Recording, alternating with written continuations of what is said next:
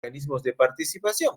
Ustedes recordarán que la semana pasada hablamos acerca del sufragio, la importancia, las características, cuando también lamentablemente se suspende la ciudadanía y algunos derechos como el de poder elegir, ¿no? Recuerdan ustedes por resolución de interdicción, por pena privativa de la libertad y la inhabilitación de los derechos políticos. Eso lo hicimos la semana pasada y también hablamos acerca de cómo el voto fue evolucionando y todo el proceso de la ciudadanía desde 1823, cuando el ciudadano era aquel que cumplía 25 años de edad, hasta el día de hoy, donde desde 1956 ya las mujeres votan, en 1980 ya por primera vez votan los analfabetos gracias a la Constitución de 1979 y es aquí donde se reduce la edad a 18 años de edad y en el año 2006 donde votan policías y militares.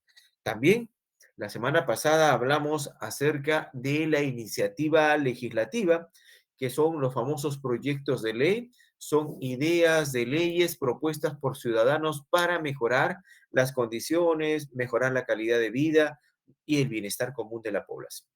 También hablamos acerca de la iniciativa de reforma constitucional, una iniciativa que permitía reformar total o parcialmente la Constitución. Hablamos acerca de la Constitución, sus requisitos, los procedimientos y algunos ejemplos dentro de esta iniciativa de reforma constitucional. Y nos quedamos en referéndum. El referéndum es un mecanismo de participación directa. ¿Y saben por qué? Porque este referéndum permite que el ciudadano tome decisiones. Ustedes saben que un referéndum es una consulta popular. Cuando, por ejemplo, una iniciativa de reforma constitucional no se puede aprobar en dos legislaturas ordinarias en el Congreso de la República con 2/3 del número legal de congresistas, entonces le dan la facultad al ciudadano de poder marcar o por el sí o por el no, porque la pregunta es cerrada, ¿no? ¿Están de acuerdo con, por ejemplo, la constitución política del Perú que tenemos actualmente de 1993? Fue aprobado vía referéndum. Se preguntó, ¿están de acuerdo con tener una nueva constitución, sí o no? Y el 52% de ciudadanos marcaron por el sí. Por eso tenemos actualmente una nueva constitución. En el año 2010 hubo un referéndum sobre el FONAVI para devolver los fondos de estos fonavistas, que es el Fondo Nacional de Vivienda, que pagaban mensualmente para el sorteo de viviendas. Sin embargo, durante un gobierno de Alan García, este fondo fue utilizado para otros fines y por eso ellos solicitaron que se pueda realizar un referéndum para que decidan los fonavistas si se devuelve o no el dinero. Al final ganaron el sí y ya se ha devuelto el dinero de los fonavistas. En el año 2018 se realizó el último referéndum donde hubo 4 preguntas sobre 4 modificaciones a la Constitución. 3 de ellas fueron aceptadas por más del 50% más uno y una marcaron que el no. Esta del no fue principalmente sobre la bicameralidad, el tener 2 cámaras, el de diputados y senadores en nuestro país. No se logró, se marcó el no y por eso actualmente continuamos con un Congreso unicameral. Solo hay una cámara, nada más, 130 congresistas. Así que el referéndum es una consulta popular que puede ser sometido temas normativos con rango de ley, asuntos constitucionales y temas de interés nacional. Este referéndum es un instrumento de democracia directa porque los ciudadanos directamente van a marcar el sí o no, si están de acuerdo o no están de acuerdo. Es un proceso de decisión que toman los ciudadanos. Este es el referéndum. El referéndum tiene todo un procedimiento, al igual que los demás mecanismos de participación ciudadana. Por ejemplo, si en dos legislaturas ordinarias se acepta por parte del Congreso una iniciativa de reforma constitucional con 87 votos como mínimo en cada legislatura ordinaria, no habría referéndum. Pero ¿qué sucede? Que si no se logra ni siquiera la mayoría absoluta, ustedes recordarán ¿Qué es la mayoría absoluta? ¿Cuántos votos se le denomina mayoría absoluta? ¿Cuántos votos del Congreso? Mitad más uno. La mitad más uno. ¿Cuánto es la mitad más uno? Excelente, muy bien, Brigitte. 66 votos. 66 votos es denominada mayoría absoluta. Si no se lograra por lo menos 66 votos en el Congreso de la República, la iniciativa de reforma constitucional es rechazada. ¿Y qué sucede al ser rechazada? Retorna nuevamente a los ciudadanos. Pero hay ciudadanos que no se quedan con los brazos cruzados. Pueden presentar un proyecto de referéndum. Y este proyecto de referéndum ya no necesitan la cantidad de firmas del 0,3%. Recuerdan ustedes, 68.000 firmas, ya no, sino que van a requerir 10% de firmas. ¿Saben cuánto es 10% de firmas? Un promedio de 2.400.000 firmas. Si se lograra los 2.400.000 firmas, se presenta la solicitud al Jurado Nacional de Elecciones. OMPE, recuerden que entrega los planillones para llenar estos 10% de firmas y RENIEC verifica la cantidad de firmas y si son correctas, entonces el Jurado Nacional de Elecciones, al tener todas estos requisitos, directamente convocaría en 120 días a referéndum, sin necesidad que pase por el Congreso de la República. Esta es otra alternativa, denominada proyecto de referéndum. Pero el problema es, bueno, no el problema, sino es difícil poder conseguir este 10% de firmas, que es 2.400.000 firmas aproximadamente.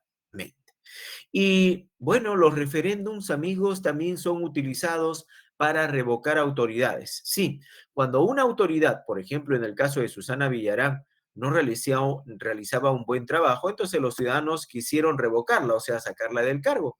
Y la etapa final de una revocatoria es el referéndum de revocatoria, donde se pregunta a los ciudadanos si están de acuerdo con revocar a su autoridad, sí o no. Y aquí, con la ayuda de Odebrecht y de acuerdo a la difusión que hacían en los medios de comunicación, fue una campaña que apoyaron a Susana Villarán y marcaron por el no.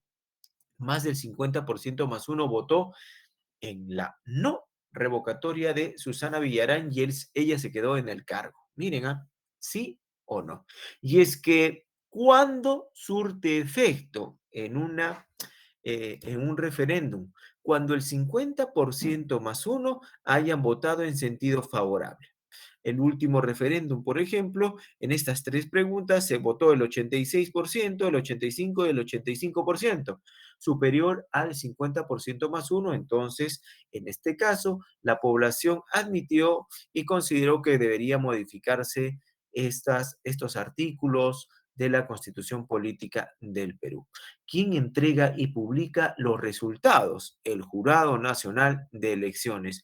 Y toda norma aprobada mediante referéndum, aceptada, no puede modificarse dentro de los 2 años. ¿Qué significa esto?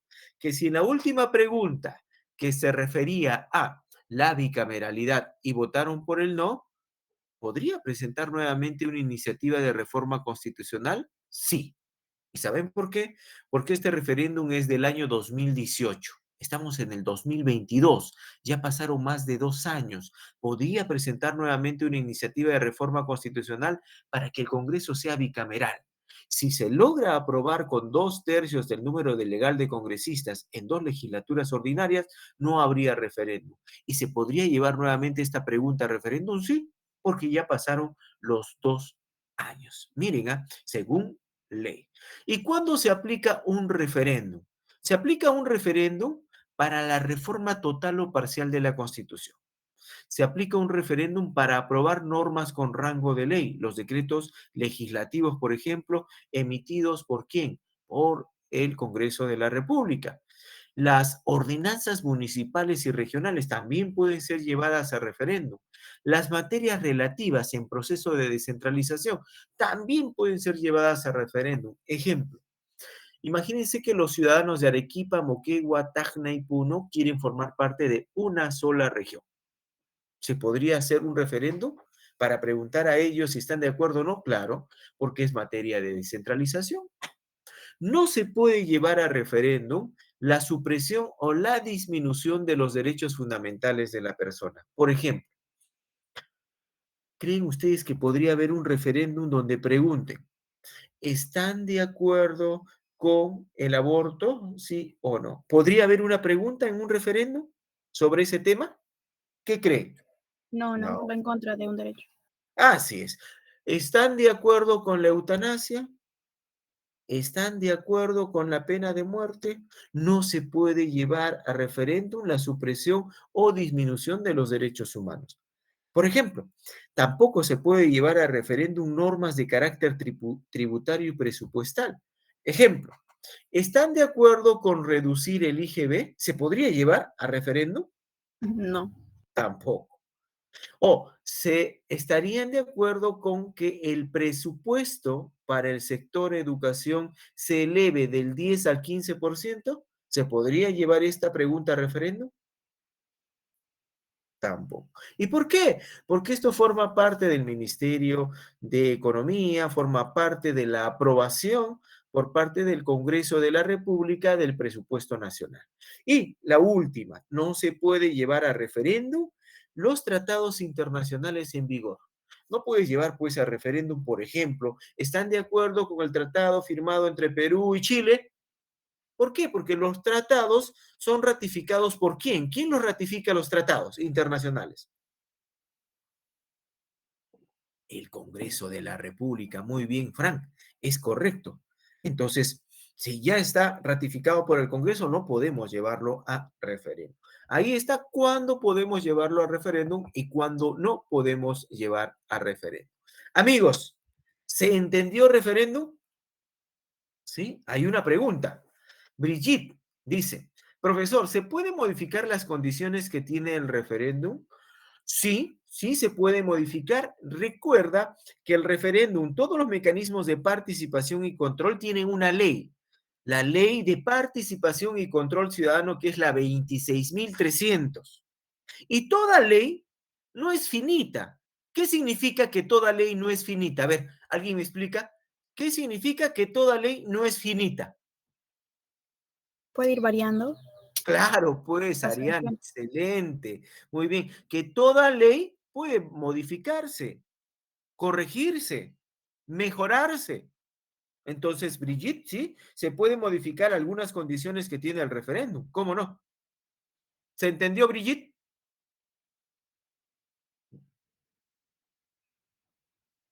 Muy bien. Listo. ¿Se entendió, amigos? Referéndum. ¿Alguna pregunta? Este era el tema que nos faltaba de la semana pasada. ¿Se entendió?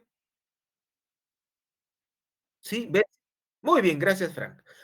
Bueno, este es el tema que teníamos para la semana pasada y por problemas que tuvimos, listo, o que tuve, mejor dicho, en cuanto no lo pudimos terminar. Ahora sí, ingresamos al tema del día de hoy, que es mecanismos de control.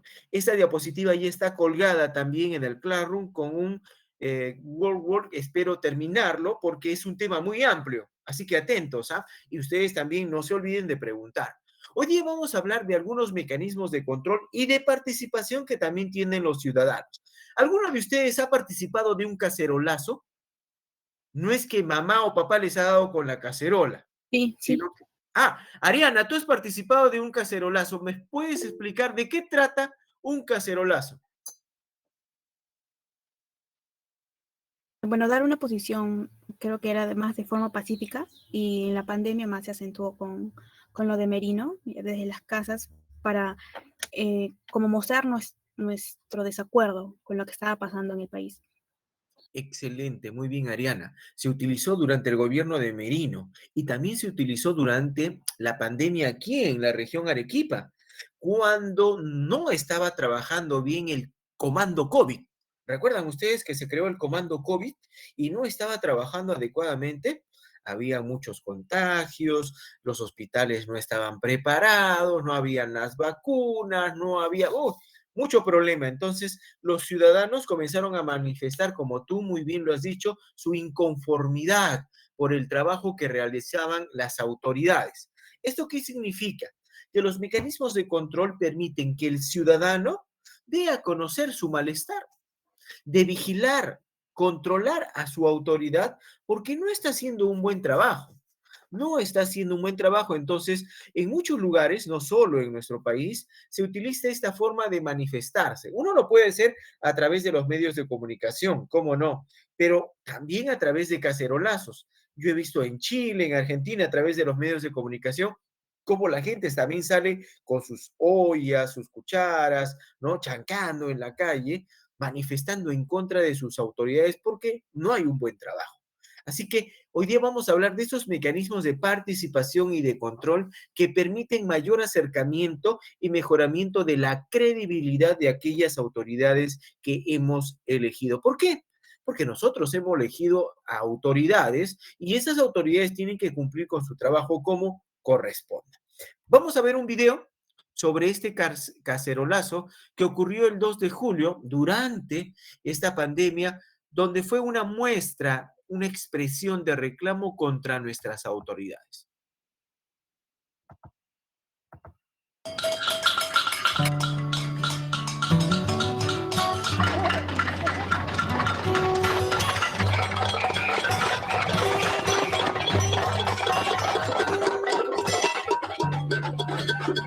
Hoy a la 1 de la tarde se ha convocado un cacerolazo.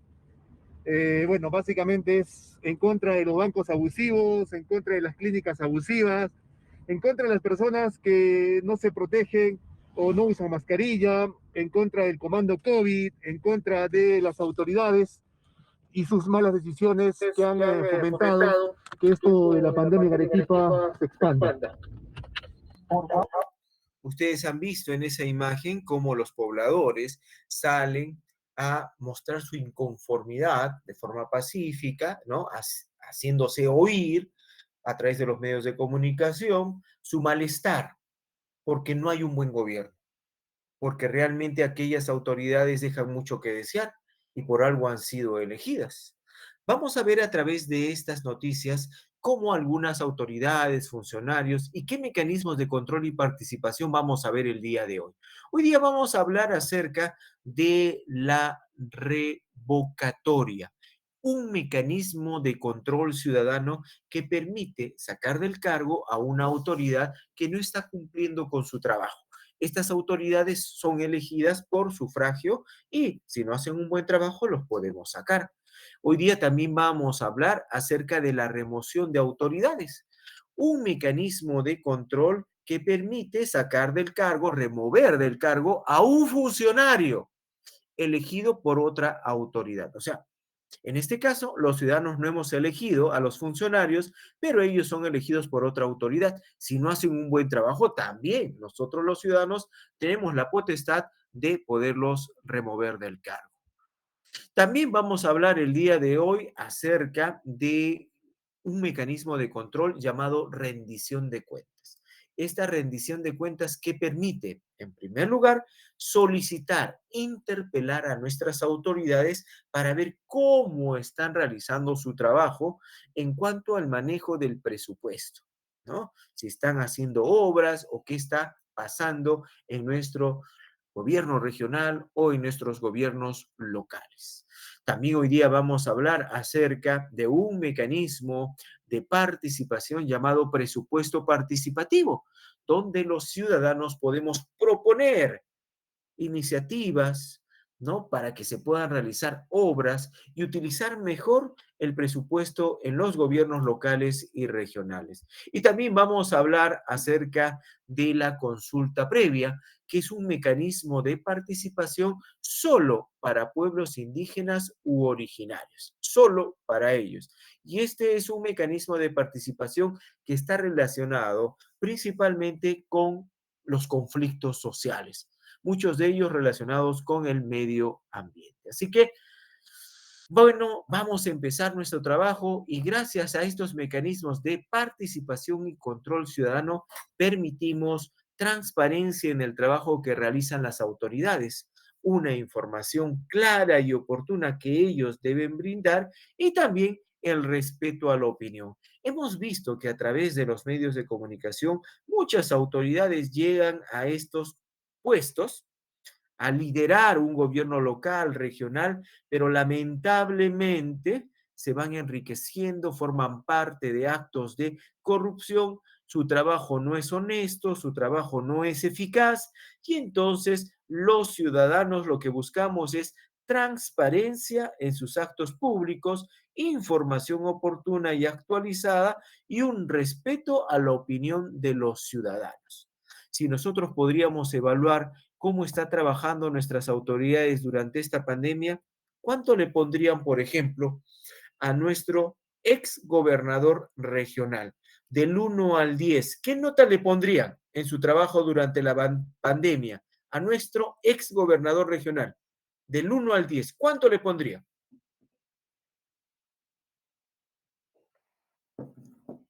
¿Cuánto le pondrían de nota? Del 1 al 10 a nuestro ex gobernador regional. Durante el 1, dice Rolando.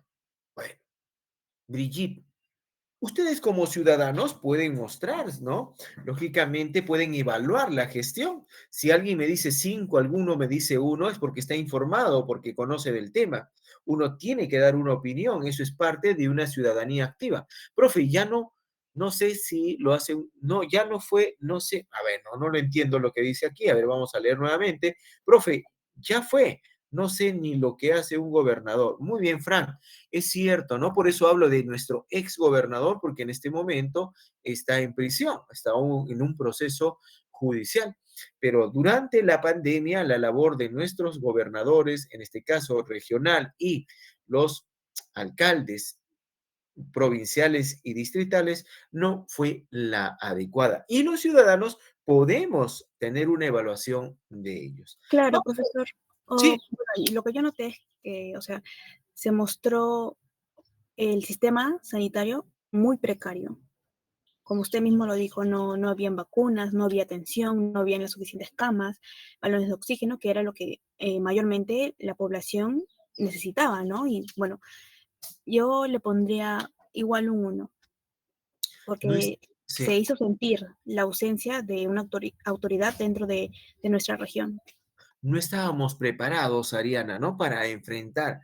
Y esto que la pandemia, pues ya se conocía que se iba a venir tarde o temprano a nuestro país, así como esta tercera ola que ha tocado a Europa y ya sabíamos lo que estamos y teníamos que estar preparados, ¿no? Felizmente que estábamos preparados con las vacunas, ¿no? Y ahora el porcentaje de contagios es mucho mayor, la tasa de mortalidad es muy baja, principalmente a los que no se han vacunado. Bueno, pero ya estamos mejor preparados. Importante lo que dice Ariana porque es cierto, ¿no? Esta es una evaluación que hacemos los ciudadanos del trabajo, que hacen las autoridades, y no fue no solo nuestro país, muchos países no estuvieron preparados y a la altura de una pandemia, una emergencia sanitaria como la que vivimos. Gracias, Ariana. Vamos a hablar de un mecanismo de control llamado revocatoria. La revocatoria es un mecanismo de control ciudadano. ¿Y a quién puedo revocar? Porque la revocatoria me permite que sacar del cargo a una autoridad. Esta revocatoria me permite, por ejemplo, sacar del cargo o destituir del cargo al gobernador regional, a los vicegobernadores y a los consejeros regionales, que son elegidos cada 4 años. Al igual que puedo solicitar la revocatoria de los alcaldes provincial y distritales, ¿no? Porque ellos también son elegidos por voto ciudadano cada 4 años. Y también puedo solicitar la revocatoria de los jueces de paz. Como profesor, si un juez de paz es elegido por el Poder Judicial, ¿cómo puedo solicitar una revocatoria? Bueno, es que es un juez de paz no letrado. Se le llama así no letrado porque no estudió derecho. Además, no es elegido por el Poder Judicial, es elegido dentro de su comunidad, de su anexo, porque estos jueces de paz no letrados están ubicados en zonas muy lejanas. Y como son elegidos dentro de su población, de su ciudadanía, su anexo, ellos si no hacen un buen trabajo y han sido elegidos por sufragio, también pueden ser destituidos. Así que para ellos también está la revocatoria. Los que no pueden ser revocados, amigos, a pesar de que han sido elegidos por voto popular, es el presidente de la República, los dos vicepresidentes y los congresistas. Los demás que han sido elegidos tanto para gobiernos locales y regionales y jueces de paz, sí pueden ser revocados. Ellos pueden ser revocados. Y tiene que haber todo un procedimiento, sí, es cierto. Para tener un procedimiento necesitamos una cantidad de firmas que respalden esa solicitud que se va a presentar ante, miren, la Oficina Nacional de Procesos Electorales. Ante la Oficina Nacional de Procesos Electorales se presenta una solicitud con los nombres, apellidos de los promotores, copia de su DNI, para que OMPE nos entregue un planillón y ahí reunir el 25% de firmas de electores de tu circunscripción. ¿Qué significa esto? Que si quieres revocar a tu alcalde distrital, 25% de ciudadanos de tu distrito que vivan en tu distrito, que voten en tu distrito. Si quieres revocar a tu alcalde provincial, 25% de tu provincia. Si quieres revocar, por ejemplo, a tu gobernador regional, 25% de tu región. 25%. Y hay que llenarlo aquí en estos planillones con tu DNI, con tu firma, con tu huella digital, con tu nombre, tu apellido, pero es la cantidad que se necesita para respaldar esta revocatoria. La solicitud que se presenta no necesita ser fundamentada, pero no necesita probarse. O sea, debe estar fundamentada, pero no probarse. O sea, ejemplo, solicito revocar a mi alcalde distrital fulano de tal, por motivos, ¿no? No hace obras, no hay un buen manejo del presupuesto, listo. No necesita probarse. También es importante recordar que en este procedimiento el Jurado Nacional de Elecciones, junto con RENIEC, al recibir ya los planillones del 25% de firmas, tiene que verificar RENIEC la autenticidad de firmas. Si RENIEC verifica que las firmas no son las correctas, no son válidas, son insuficientes, los promotores tienen 30 días para poder subsanar estas observaciones. Una vez que se subsane estas observaciones, entonces el Jurado Nacional de Elecciones le da el visto bueno y en 90 días va a convocar a consulta popular. Amigos, pregunta, ¿qué es una consulta popular? Hace unos minutos lo hemos visto en el tema anterior. ¿Qué es una consulta popular? Un referéndum, muy bien, Rolando. Así que para realizar una revocatoria, si se logró el 25% de firmas, entonces la etapa final de una revocatoria es un referéndum de revocatoria. Y aquí en el referéndum de revocatoria se marca el sí, si estoy de acuerdo con la revocatoria, o el no.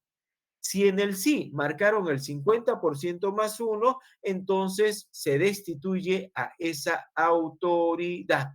Miren, es importante, para revocar a una autoridad se requiere la mitad más uno de los votos válidamente emitidos.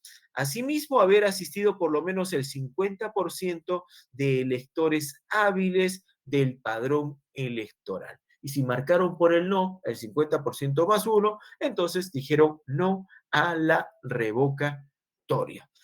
La revocatoria no se puede llevar a cabo ni el primer año ni el último año de gestión por parte del alcalde o los gobernadores regionales. No se puede hacer ni el primer año ni el último año. A partir del segundo año de gestión, ya se puede adquirir el kit de revocatoria de OMPE, presentar la solicitud y comenzar a reunir el 25% de firmas. Y recién, si se lograra el 25% de firmas, el Jurado Nacional de Elecciones llevaría a cabo el referéndum de revocatoria el tercer año. El tercer año, ¿sí? Aproximadamente se debería llevar a cabo en el mes de junio. Sin embargo, el año pasado recién se llevó a cabo en el mes de octubre. ¿Y por qué? Debido a esta pandemia. porque OMPE comenzó a expender los kits de revocatoria en el mes de octubre del año 2020. Amigos, importante saber que cualquier ciudadano mayor de 18 años de edad, mayor, puede solicitar y ser el promotor de una revocatoria.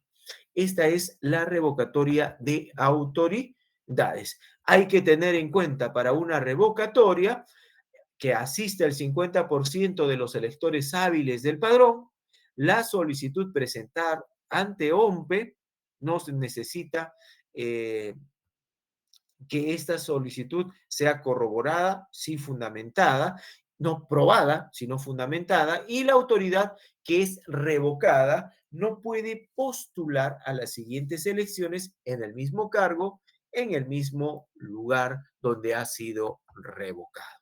Y en cuanto al reemplazo, porque la idea es revocar a una autoridad, si revoco al gobernador regional, quien asume el cargo es el vicegobernador regional. ¿Qué sucede, amigos, si revoco al gobernador y al vicegobernador? ¿Sí se puede dar? Sí, sí se puede revocar a ambas autoridades. Se tendría que elegir dentro de los consejeros regionales que están en el Consejo Regional a el gobernador y al vicegobernador, pero tienen que ser de la misma lista, del mismo partido político. ¿Sí? Los que han logrado mayor votación dentro del Consejo Regional tienen que asumir el cargo de gobernador y vicegobernador. ¿Qué sucede si van a revocar a los consejeros regionales? Entonces, si se revoca a un consejero regional, tendría que asumir el cargo un accesionario. ¿Y a quién se le denomina accesionario? Es aquel que se presentó como candidato para ser consejero regional, pero no logró, por la cantidad de votos, formar parte de este consejo regional. Se quedó al límite, pero como ahora han revocado a un consejero, él asumiría el cargo. También lo mismo sucede con el alcalde, ¿no? Si se revoca al alcalde, el primer regidor accesionario en su misma lista asumiría el cargo de alcalde. Y si se revoca a los regidores, también se encargaría de asumir el cargo los accesionarios. Miren, los accesionarios asumirían el cargo de regidor. Aquellos que como candidatos a ser regidores no lograron la cantidad de votos, pero como han revocado a un regidor, ellos asumirían el cargo. Este es el reemplazo de autoridades. Un ejemplo, ustedes ya saben la labor durante la pandemia de nuestro exgobernador y de nuestro alcalde, ambos actualmente con procesos judiciales en marcha. ¿Sí? Ese es lamentablemente el trabajo que se está viendo hoy en día en nuestra región. Para el gobernador regional sí pidieron y compraron un kit de revocatoria, pero lamentablemente no se logró la cantidad de firmas. Para revocar al alcalde se necesitaba reunir por lo menos 276,000 firmas. El problema fue que estamos viviendo una pandemia y fue difícil conseguirlas, pero ahora está en un proceso judicial. Y para el alcalde no solicitaron o compraron el kit de revocatoria, pero sí, actualmente tiene problemas, tiene un proceso judicial por las cámaras, ¿no?, de seguridad, me parece de Alto Selva Alegre. Así que esta es la revocatoria en cuanto a la gestión de los y nuestras autoridades. Amigos, ¿se entendió revocatoria? ¿Alguna pregunta? Luz, Fabiola, Frank, Valeria, Ariana, ¿alguna pregunta? Está claro. Muy bien, a ver, vamos a ver. Por el chat han hecho algunas preguntas, dice. Muy bien. Listo. En teoría pasaría todo eso, pero hasta que suceda todo eso ya terminará el periodo. Rolando, es cierto, ¿no? Porque si son 4 años, mira, recién se llevaría a cabo el referéndum de revocatoria el tercer año. O sea, que si lo revocan al cargo, el que asuma el cargo, por ejemplo, de gobernador o de alcalde, solo asumiría el cargo por un año, porque son 4 años.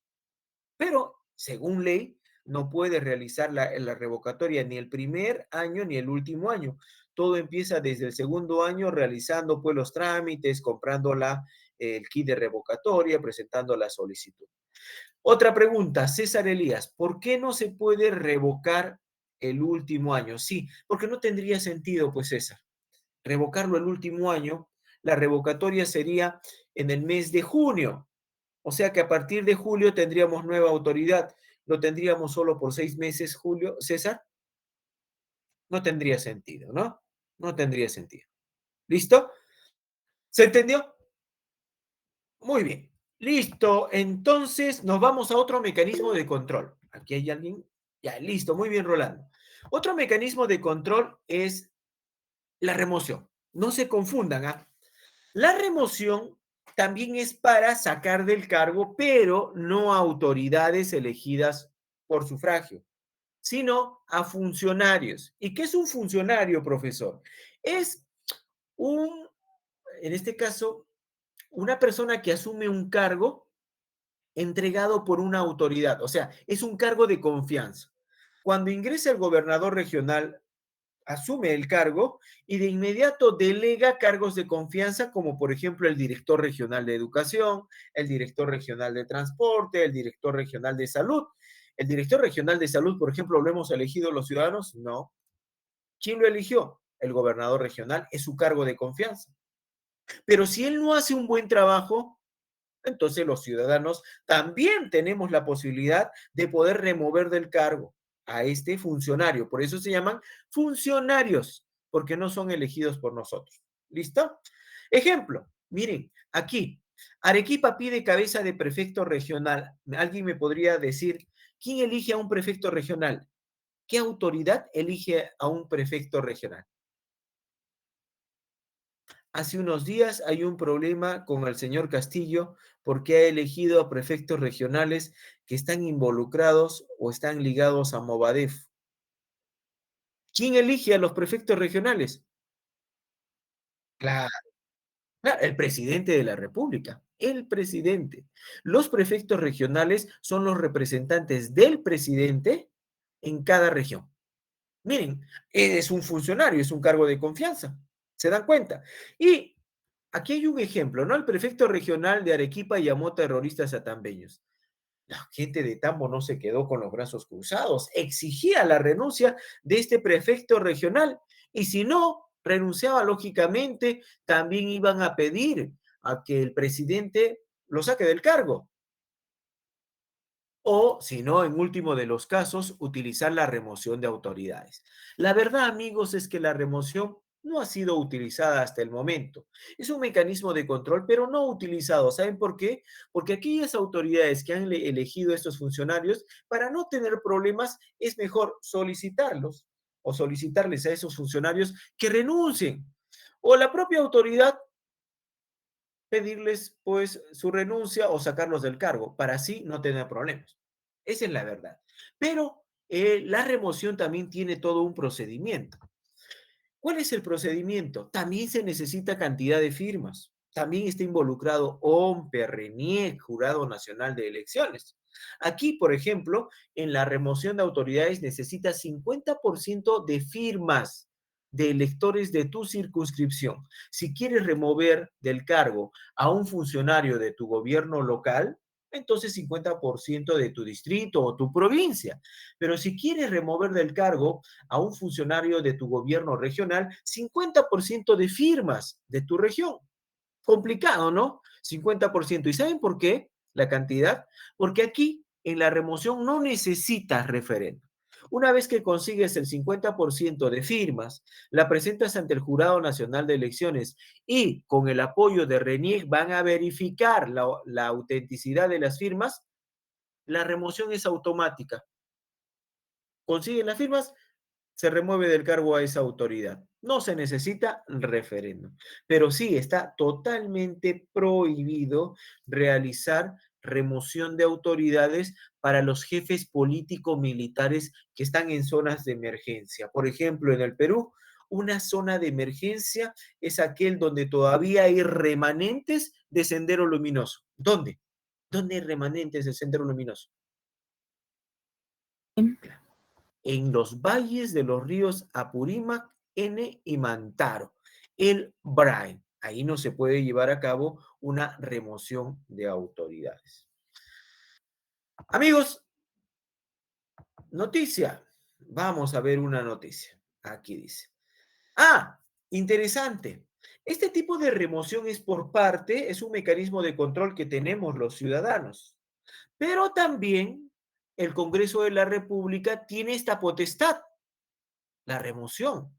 Por ejemplo, el Congreso elige al Contralor de la República, al Defensor del Pueblo, y también puede solicitar destituirlos del cargo. Lógicamente, si se logra 87 votos como mínimo en el Congreso y se puede destituir al Defensor del Pueblo, ¿sí? Al Contralor de la República, por ejemplo, porque son elegidos por el Congreso de la República. O el presidente de la República elige a sus ministros, que son cargos de confianza. Los ministros pueden durar una semana o un mes, 2 años, así como los ministros que tenemos actualmente, que creo que no pasan los 2 meses que constantemente lo sacan, ¿no?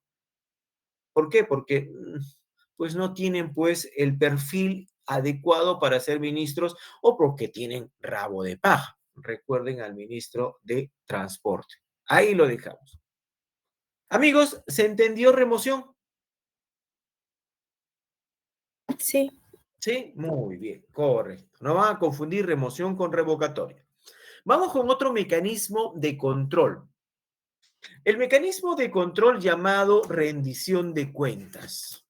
Esta rendición de cuentas, ¿qué nos permite? Nos permite, en primer lugar, interpelar a nuestras autoridades. ¿Qué significa interpelar? ¿Alguna vez ustedes han interpelado al ministro? Yo sé que sí. Interpelar al ministro es que va al Congreso de la República, muy bien, Brigitte, y en el Congreso le hacen toda una batería de preguntas al ministro. ¿Cuánto es el presupuesto de su ministerio? ¿Por qué le ejecutó este trabajo? ¿Qué es lo que está haciendo durante la pandemia? Tienen que estar respondiendo a esa batería de preguntas por parte de los congresistas. Igual sucede con aquellas autoridades que nosotros las hemos elegido en los gobiernos locales y regionales. Aquí está la interpelación de autoridades, no solo de autoridades, sino también de funcionarios, de cargos de confianza. Esta interpelación de autoridades permite que los ciudadanos podamos hacer una lista, una batería de preguntas a estas autoridades de acuerdo a su trabajo que están realizando. Cómo es el trabajo, qué están invirtiendo, qué obras están realizando, y esto se hace a través de un pliego interpelatorio. Así que esto se llama demanda de rendición de cuentas. Lamentablemente, Luis Castañeda Locio hace unos días falleció, ¿no?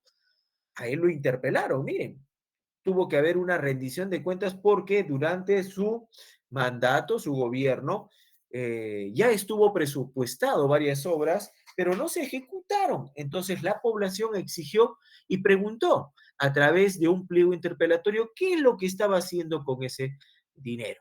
Y él tuvo que responder porque toda autoridad o funcionario tiene la obligación legal y ética de rendir cuentas y no necesita que sus ciudadanos le exijan rendición de cuentas. Cuando uno recibe un dinero, ¿sí? Tiene que rendir cuentas. Esto gasté, esto me quedó de dinero, aquí está. Una gestión limpia, adecuada. El problema es que muchas autoridades hacen lo que quieran con el presupuesto, desvían fondos y hay muchos actos de corrupción. ¿Han visto gobernadores regionales y alcaldes que están involucrados en actos de corrupción? Miren la cantidad y muchos de ellos están actualmente en las cárceles. Estas autoridades o funcionarios tienen que responder al pliego interpelatorio, a la lista de preguntas que los ciudadanos hacen. ¿Para qué? Para que ellos respondan y están obligados a responder. Y además, esta rendición de cuentas tiene todo un procedimiento. Profesor, no me va a decir que también se necesita firmas. Sí, sí se necesita firmas. Recuerda que para la revocatoria se necesita 25% de firmas, para la remoción 50%, pero para la rendición de cuentas se necesita 10% de firmas, porque esto es utilizado para gobiernos locales y regionales. 10% de firma de tu circunscripción. ¿Listo? Mire, 10% de firmas. Principalmente esta rendición de cuentas se ejecuta para aquellos cargos que están sujetos a revocatoria y remoción, o sea, autoridades y funcionarios. Si logras ese 10% de firmas de tu circunscripción electoral, entonces el Jurado Nacional de Elecciones lo recepciona y RENIEC verifica la cantidad de firmas, si es correcta, ¿no? Y si no es correcta, entonces tienes hasta 30 días como promotor para poder subsanar la cantidad de firmas. Y una vez que se cumplió el 10% de firmas, se remite, o sea, se envía el pliego interpelatorio a aquella autoridad que va a ser interpelada. Esa autoridad interpelada tiene 60 días para contestar el pliego interpelatorio y tiene que publicarlo a través de los medios de comunicación, a través de las redes sociales, a través de, en este caso, la página web, por ejemplo, del gobierno local y regional. Todas tiene que responderlas. Si no responde en los 60 días, puede haber ya una acusación. Puede que existan ya actos de corrupción como desvío de dinero, etcétera, malversación de fondos, etcétera. Está obligado a responder. Ese pliego interpelatorio no tiene que contener frases injuriosas ni ofensivas. Y quienes no están sujetos a rendición de cuentas son aquellos que administran fondos que pertenecen a la compra de material logístico de las Fuerzas Armadas y la Policía Nacional, porque aquí se estaría quebrantando, pues, lo que es la seguridad nacional. No vas a hacer, pues, una interpelación a las Fuerzas Armadas en la compra, por ejemplo, de material bélico, ¿no? De dónde es su procedencia, qué cantidad compraron, de qué trata, porque esto es secreto de Estado. Hay otras formas que se pueden hacer y otras instituciones como la Contraloría, que todos los años exige a todas las instituciones públicas que manejan presupuesto que rindan cuentas. Y gracias a esa rendición de cuentas, la Contraloría General de la República presenta al Congreso de la República, ¿no? Todos los años la cuenta general de la República. Esta es la rendición de cuentas. ¿Se entendió rendición de cuentas, amigos?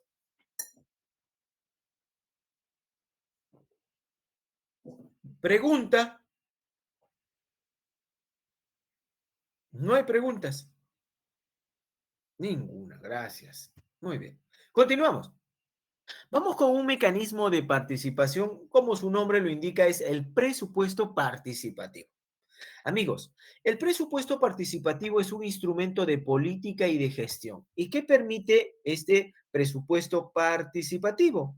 Que a través de las autoridades regionales y locales, junto con la población debidamente representada, pueden proponer proyectos con visión de futuro, pueden proponer iniciativas para utilizar correctamente el presupuesto que se maneja en los gobiernos locales y regionales. Por eso se llama presupuesto participativo.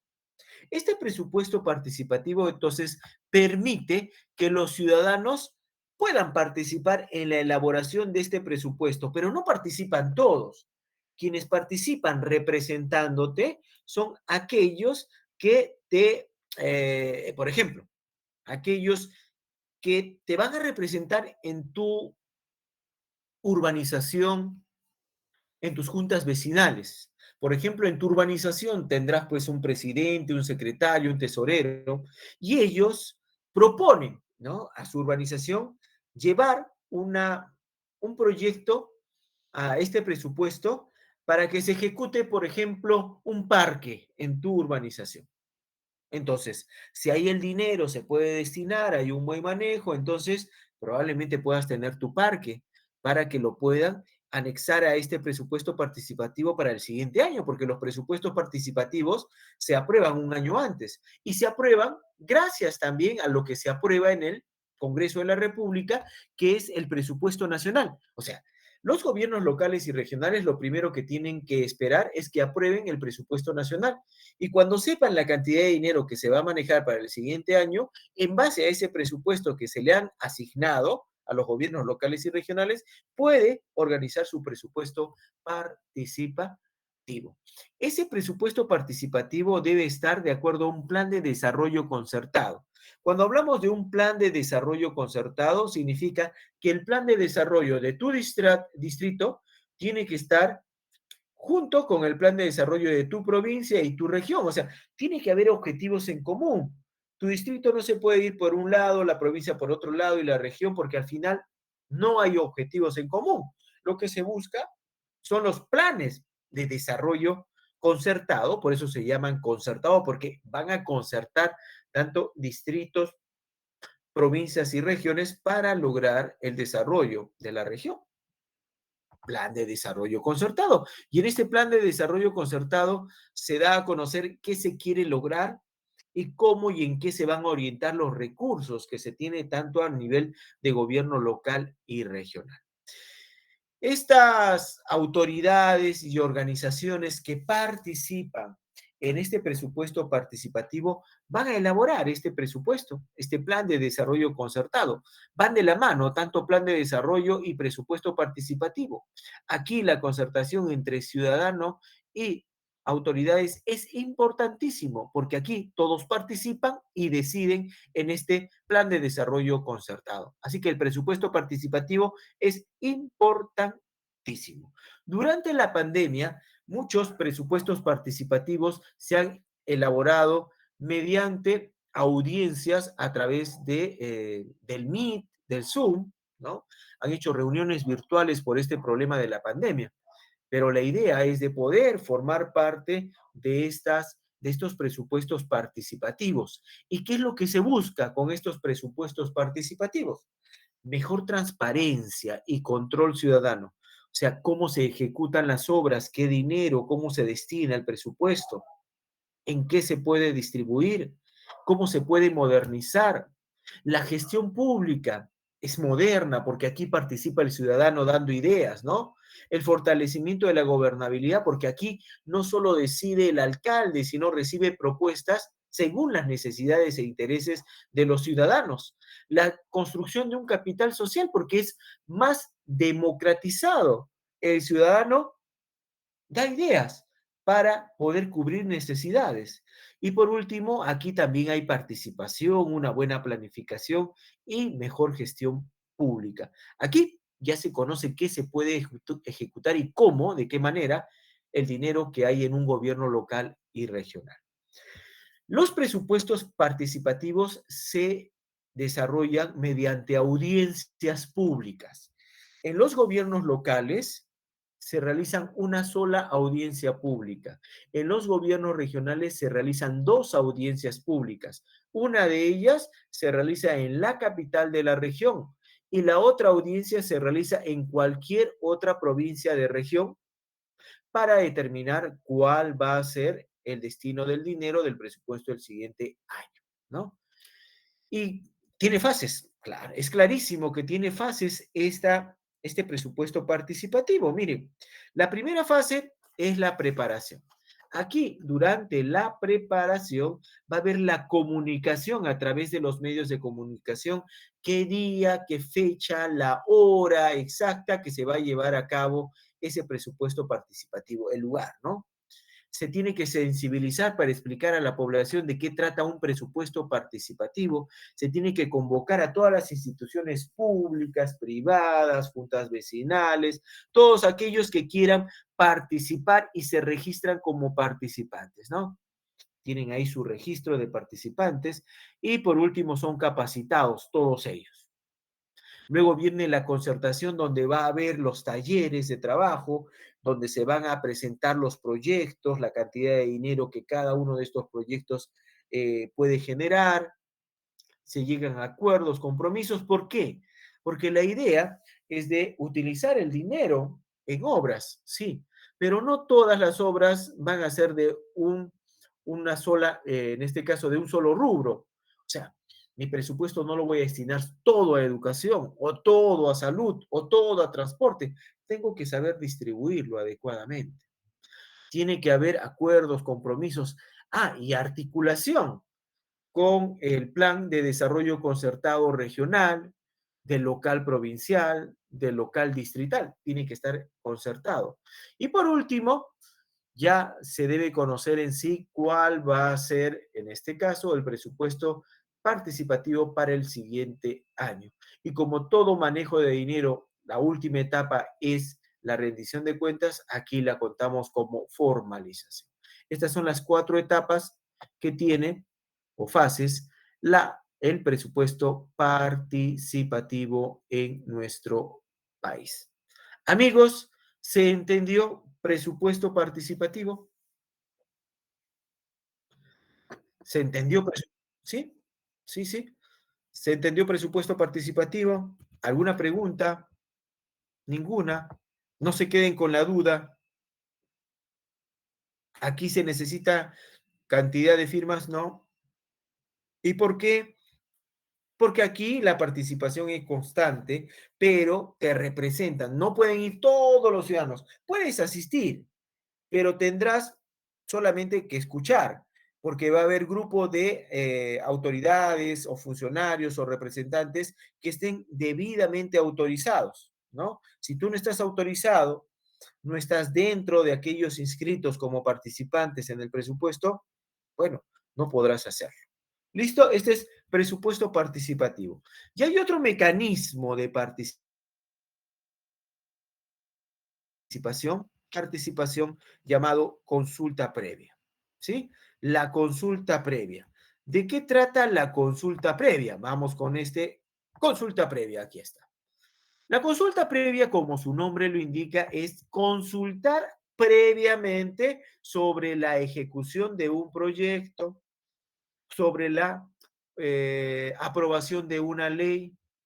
Y es que una consulta previa se encarga de defender o proteger los derechos colectivos. ¿Recuerdan ustedes a qué generación pertenecen los derechos colectivos? ¿A qué generación de los derechos humanos? ¿A qué generación de los derechos humanos pertenecen los derechos colectivos? Tercera generación. Tercera generación. Tercera generación. Muy bien, Frank, Luz, Ariana. Tercera generación. Y profesor, ¿y a quién protegen esta consulta previa? Sobre todo a los pueblos indígenas o originarios.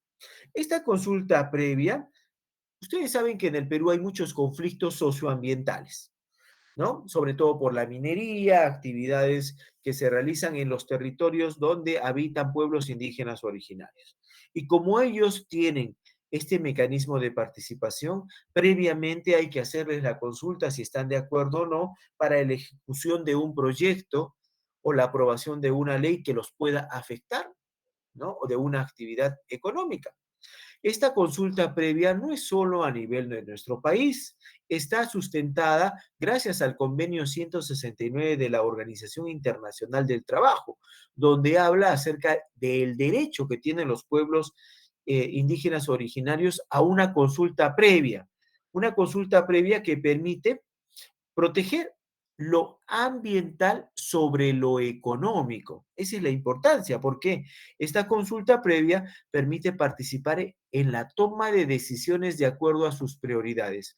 ¿Cuál es la prioridad de esta consulta previa? Lo ambiental sobre lo económico. Es importante recordar que esta consulta previa se realiza en pueblos indígenas o originarios. ¿Y a quién se le llama pueblo indígena o originario? Bueno, para conocer a un pueblo indígena o originario hay dos elementos. El elemento objetivo.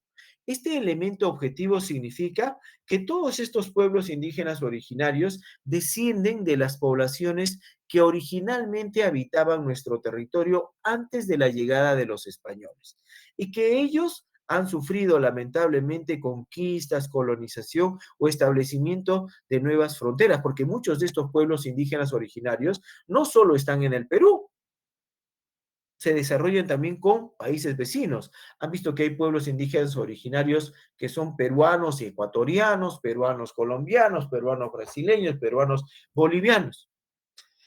Este grupo indígena originario se caracteriza también, en primer lugar, por su población originaria, su lengua originaria, su estilo de vida, sus tradiciones, sus costumbres propias. Este es el criterio objetivo de los pueblos indígenas originarios. Pero también tienen un criterio subjetivo. El criterio subjetivo es cuando su propia conciencia, su autoidentificación, lo hacen como pueblo indígena. Se autoidentifican como pueblo indígena. Su conciencia de pertenecer a un colectivo distinto al resto de los sectores de la población nacional.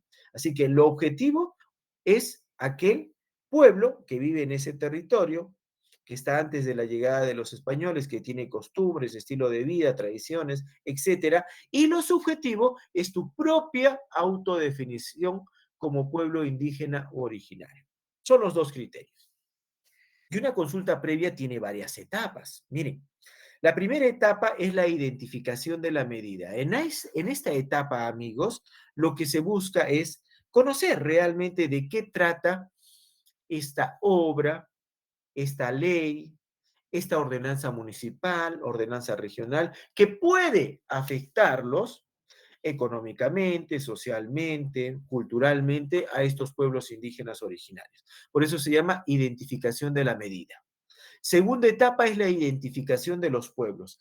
¿A qué pueblos indígenas originarios puede afectar esta ley, estas ordenanzas, esta infraestructura, esta extracción de recursos? ¿Pueblo o pueblos? Tercera, la publicidad. Esta publicidad es para comunicar a la población en su propia lengua de lo que trata en este caso, esta medida, esta ley, qué es lo que se quiere hacer con ese proyecto, se tiene que publicar. La información que ellos reciben sobre este proyecto que se quiere ejecutar tiene que ser en su propia lengua, tiene que ser de una forma objetiva, veraz y clara para que ellos logren entender. La evaluación interna es la propia evaluación que hacen los pueblos indígenas originarios una vez que conocen del proyecto, de la ley, de lo que se quiere hacer en sus territorios, ellos van a evaluar internamente, ¿no? Los propios pueblos indígenas originarios. Luego viene la etapa del diálogo, donde los pueblos indígenas originarios se reúnen con el Estado, con la expresa, pueden participar también otros pueblos indígenas originarios que pueden ser afectados, el defensor del pueblo, ONGs, todos aquellos que ayuden al diálogo. Una vez se tiene el diálogo, se pueda llegar a un acuerdo, se toma la decisión por parte de los pueblos indígenas u originarios. Recuerde muy bien que la información que se tiene que brindar a la población debe ser completa, didáctica y en su propia lengua materna.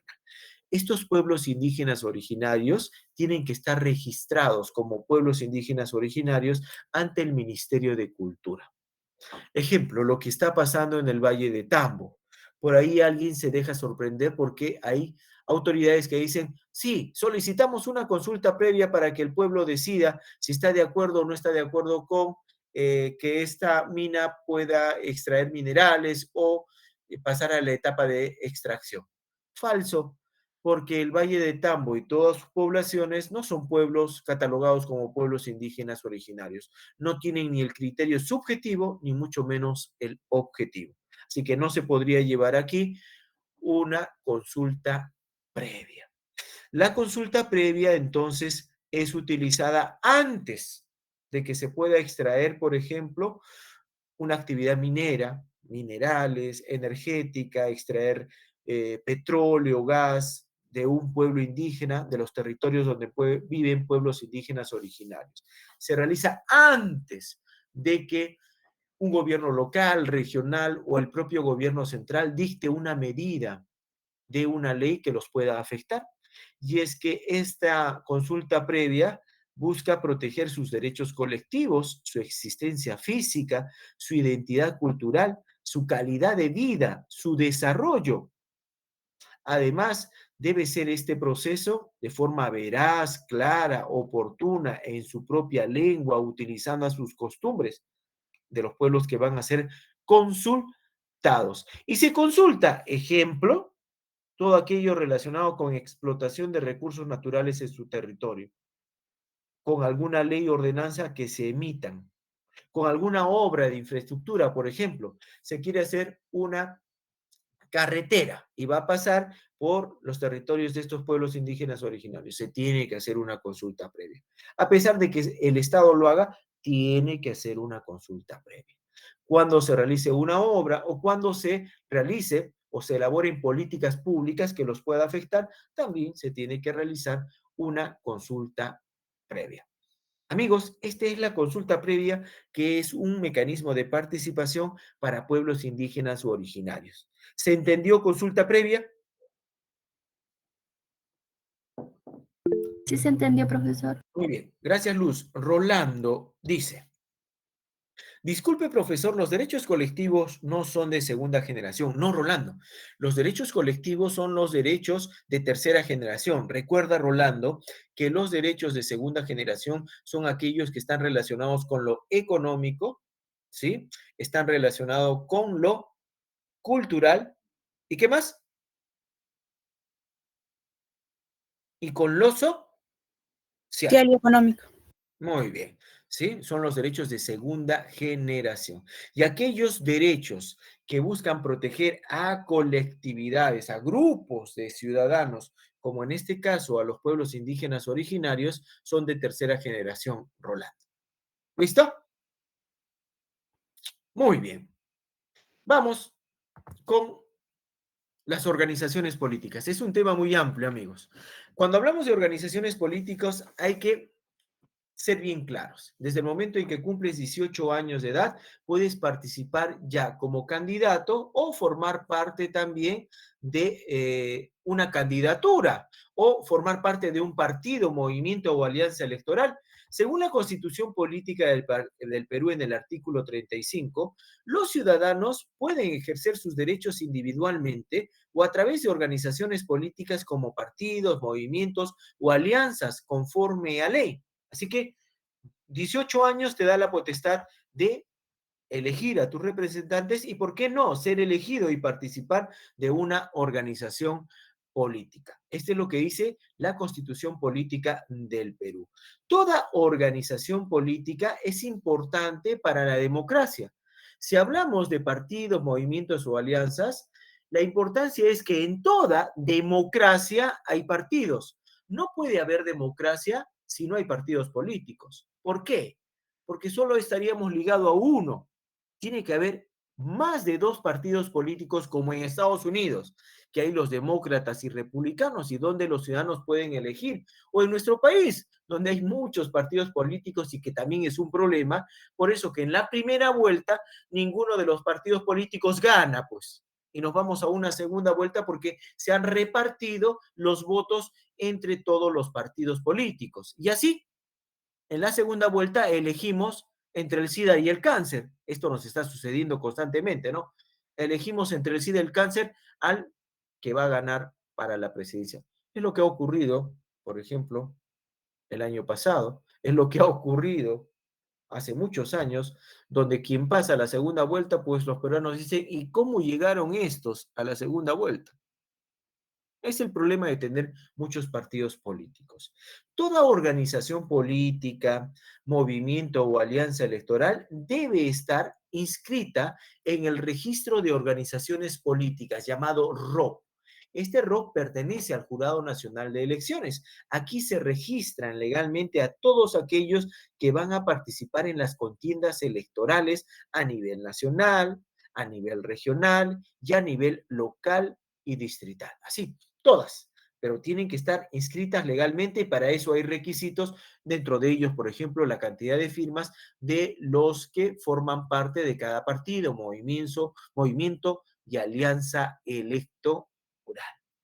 Estos movimientos u organizaciones políticas deben estar financiadas.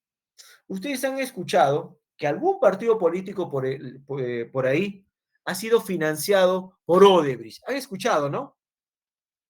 financiado por Sí. Odebrecht.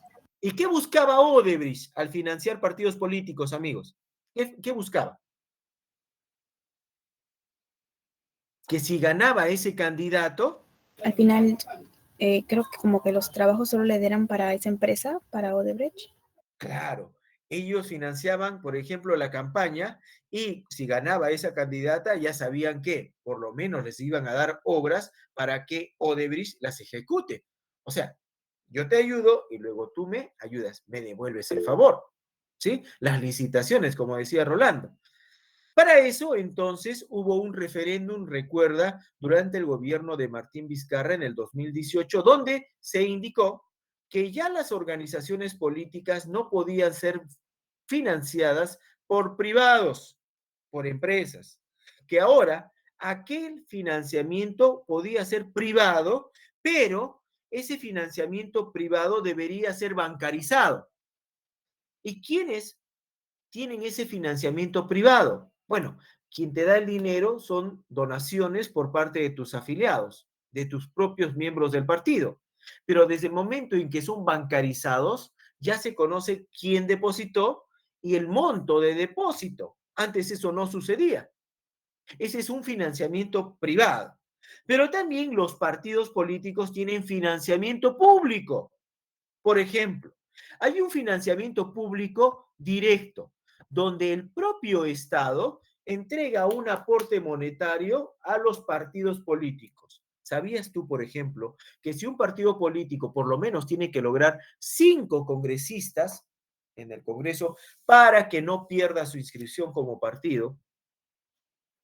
Si lograra 5 congresistas y cada congresista ha obtenido, ejemplo, 30.000 votos, esos 30.000 votos tienes que multiplicarlo hasta el año pasado por 4.40 soles. Lo tenías que multiplicar. ¿Por qué? Porque por cada voto se le pagaba el 0.1% de una unidad impositiva tributaria. Imagínense cada partido político cuánto recibía por parte del Estado. Y ustedes dirán, ¿y por qué, profesor? ¿Para qué? Para que se puedan capacitar los partidos y hacer investigaciones y funcionamiento de la agrupación. Y esto no permita que los partidos reciban dinero de instituciones, de empresas privadas y así formar parte de actos de corrupción. Por eso lo hizo y por eso lo hace el Estado. Eso se llama financiamiento público directo, pero también tiene un financiamiento público indirecto. El gobierno, a través de la franja electoral, les da un tiempo para que los partidos, movimientos o alianzas puedan utilizar los medios de comunicación para que difundan su propaganda electoral. Eso forma parte de un financiamiento público indirecto. Y de esa forma, conocer que los partidos políticos tengan todos la posibilidad de participar en la contienda sin desventajas. Es el financiamiento. También hay que tomar en cuenta que en nuestro país las organizaciones políticas son asociaciones humanas. Además, son los partidos políticos los que deben fortalecer la democracia. Si no hay partidos políticos, no hay democracia. Hablaríamos de una autocracia. Por lo menos tenemos aquí la potestad de poder elegir a nuestros representantes de diferentes bancadas. Estos partidos políticos expresan pluralismo democrático, o sea, tú decides a qué partido pertenecer. Participan en asuntos públicos y tienen un rol fundamental. Ellos tienen la tolerancia, el respeto hacia el adversario, cosa que en la realidad no lo vemos, porque cuando ellos deben debatir, confrontar ideas, propuestas y programas, en vez de confrontar y debatir, lo que hacen es sacarse los trapitos al sol y todos tienen rabo de paja. Cuando escuchamos los debates de los presidentes, es una vergüenza, pues. ¿Por qué? Porque no proponen nada, no tienen ni siquiera algo técnico. Lo que hacen es denunciarse entre ellos. Más parece que fuera un juicio que un debate, y eso es cierto, ¿no? Los partidos políticos deben actuar correctamente, democráticamente, canalizando demandas de los ciudadanos. Y tienen características. por ejemplo, tienen una característica de vínculo con la sociedad. Claro, porque los ciudadanos formamos parte de partidos, movimientos, votamos por esas representantes para el Congreso, para presidente de la República. La ideología, otra característica que puede ser una ideología de derecha, de izquierda o de centro. Y también la posición, porque muchos partidos, movimientos o alianzas tienen actualmente una posición crítica o no al gobierno. Por ejemplo, los que tienen una posición crítica constante al gobierno de Pedro Castillo son los de la derecha y del centro. Los que tienen una posición muy cercana a este gobierno de Pedro Castillo, por ejemplo, es Juntos por el Perú, porque tienen pues, una característica ideológica similar. ¿Se dan cuenta? Entonces, son características que tienen las organizaciones políticas en nuestro país. Y hay tipos. Dentro de los tipos de organizaciones políticas encontramos a los partidos políticos. Estos partidos políticos pueden participar, amigos, en las elecciones generales, congresistas, vicepresidentes, presidentes, ¿m? Parlamento andino, en las elecciones regionales y en las elecciones locales, pero también hay movimientos regionales. Estos movimientos regionales solo participan a través de las elecciones regionales y elecciones locales.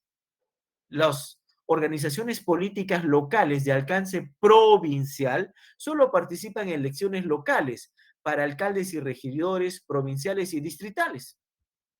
Y las organizaciones políticas locales de alcance distrital solo participan en elecciones locales para elegir alcaldes y regidores distritales. Como ven, estos son los tipos de organizaciones políticas que existen actualmente en nuestro país. Y hay diferencias, claro, hay características. Por ejemplo, dentro de los tipos de organizaciones políticas están los partidos políticos. Muchos de estos partidos políticos vienen ya del siglo anterior. El APRA, por ejemplo, Acción Popular, ya han estado en el gobierno, tienen un alcance nacional, participan en todas las elecciones, tanto a nivel nacional, regional, municipal, tienen un alto nivel de decisión política. También ellos tienen elecciones internas dentro de sus partidos para elegir a sus candidatos, tienen estatutos, ¿no? Tienen ideología, si es de derecha, de izquierda, de centro, y a veces los partidos políticos se unen y forman alianzas electorales. Alianzas electorales. Es importante recordar que hoy en día, ojo, es importante recordar que si una alianza electoral conformada por dos partidos políticos no logra el 6% como mínimo de votos válidos, entonces ese partido político queda cancelado. Hoy en día los partidos políticos tienen que lograr por lo menos el 5%, pero como hay una alianza con otro partido, se suma un 1%. Y también es importante recordar que deben lograr por lo menos 5 congresistas. Si no participan en, en las elecciones generales, también se cancela su participación. Si no participan en las elecciones regionales, también en las municipales también, y se cancela la participación de este partido, movimiento o alianza, y tendrían que reinscribirse en el registro de organizaciones políticas nuevamente. Están los movimientos regionales, y estos movimientos regionales son el rezago de la extinción de partidos políticos. Muchos ciudadanos crean movimientos regionales de acuerdo a iniciativas ciudadanas. Ellos son independientes, no tienen ningún tipo de ideología y son intermitentes porque una vez finalizada la contienda electoral, los movimientos regionales desaparecen. Si ganaron, permanecen, si perdieron, desaparecen. Igual sucede con las organizaciones políticas locales. A nivel provincial y distrital son independientes, son de iniciativa ciudadana y son intermitentes porque terminan las elecciones, no ganaron ningún puesto, entonces se retiran políticas locales. Ahora, amigos, para ponernos a pensar, si una organización política, movimiento, alianza electoral, partido político, representan los intereses de los ciudadanos, Miren, estos son los líderes de las organizaciones políticas. Si estos líderes están involucrados en actos de corrupción, imagínense cómo están los partidos, movimientos o alianzas electorales. Esa es la realidad, lamentablemente, de nuestras organizaciones políticas actualmente en nuestro país. ¿Se dio, amigos, organizaciones políticas?